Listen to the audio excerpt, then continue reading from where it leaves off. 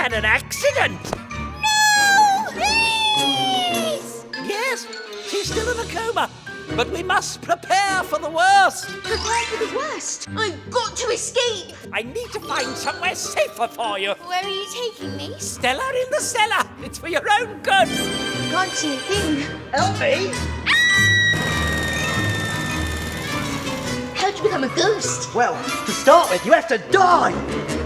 You're not going to frighten me. It's no different to being locked in the cellar. I think you'll find it's a little bit different.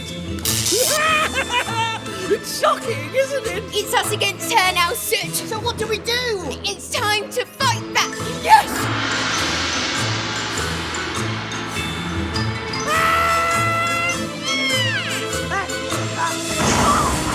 I've got you, naughty boy!